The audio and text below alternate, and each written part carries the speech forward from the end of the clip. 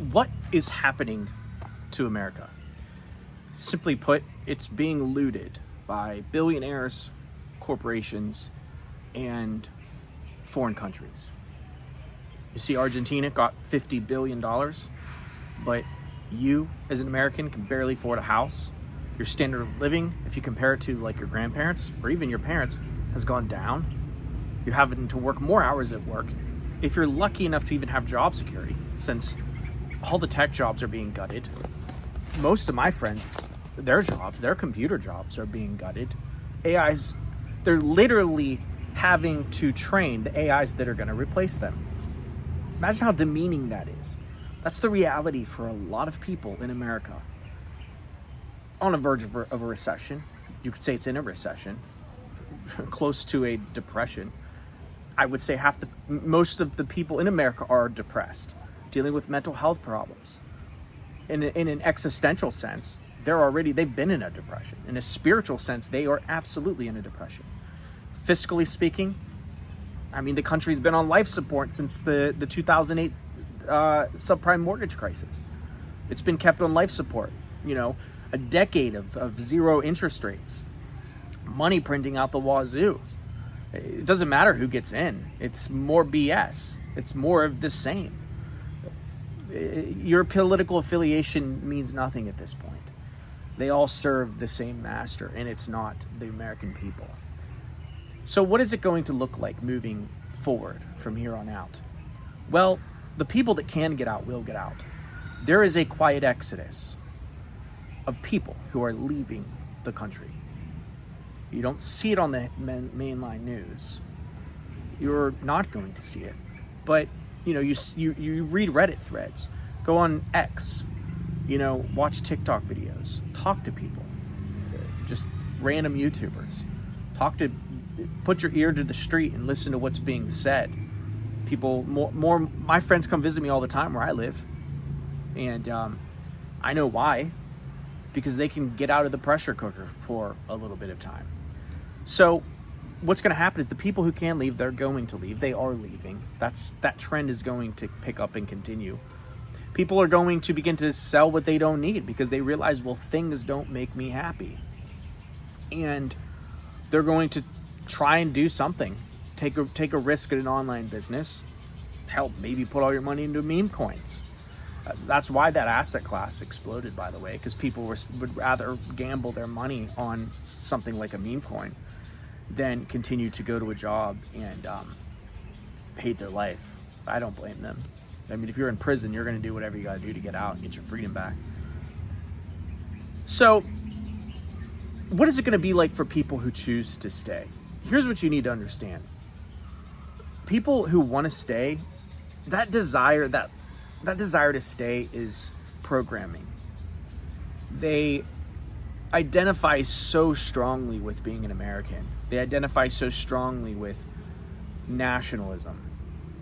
And it's my patriotic duty. I'm not leaving. This is my land. This is my country. Ugh. Well, the system wants you to think that. The system would love for you to think that.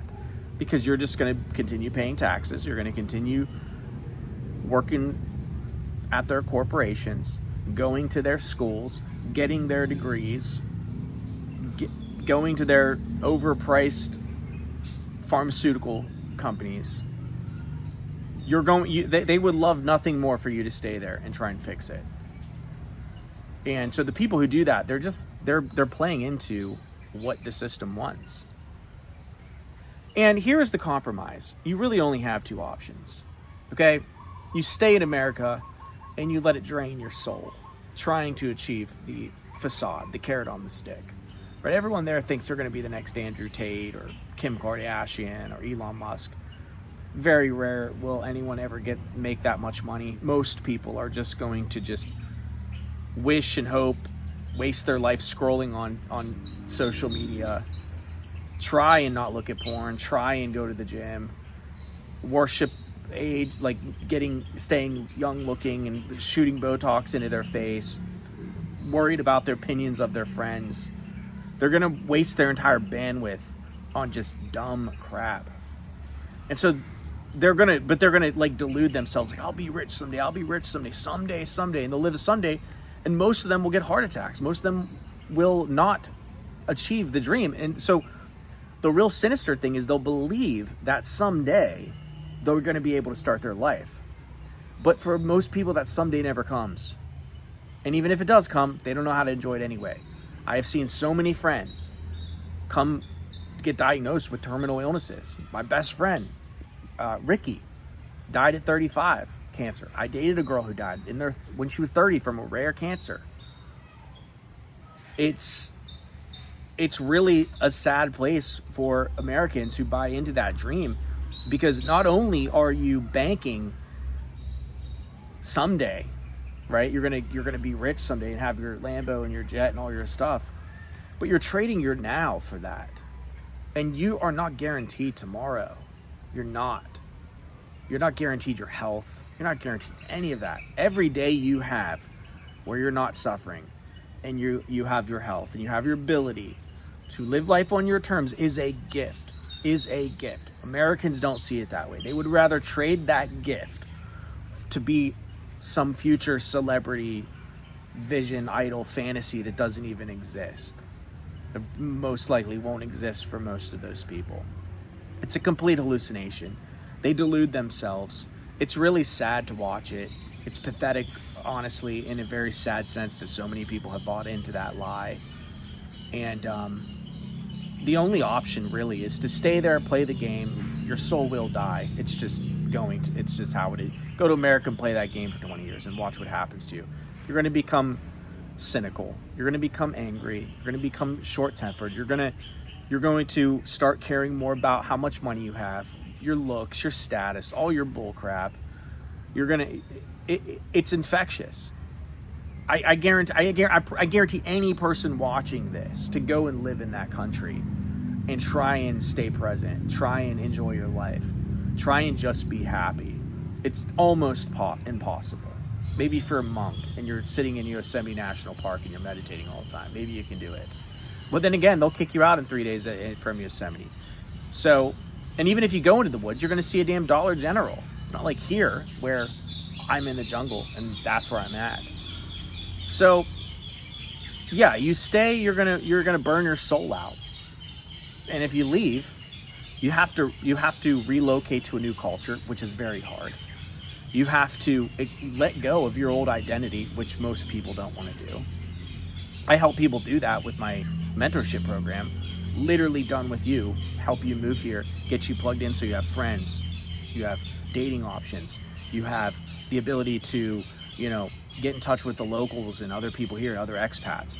I do that, literally done for you service. But if you don't have that, then moving across the ocean is completely terrifying. Most people won't do it. They'll let fear get the best of them, which is really sad. So yeah, it's just going to be more and more of a grind into the abyss. Standard of living it's going to keep going down. What makes you think it's going to turn around? You think the billionaires are going to cut you a slice? Keep hoping, keep wishing. It's never going to happen. Your standard living is going to continue to grind down. The divisiveness is going to get more insane. The dating market's going to get completely more wrecked for men and women. Both men and women hate each other in that country. They're complete at odds with each other like that. But one side's to blame, the other side's to blame.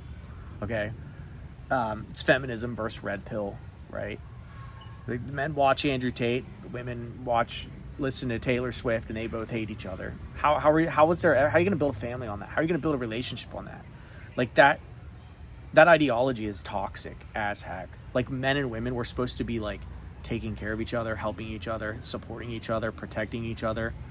We're all human beings. We're all family, right?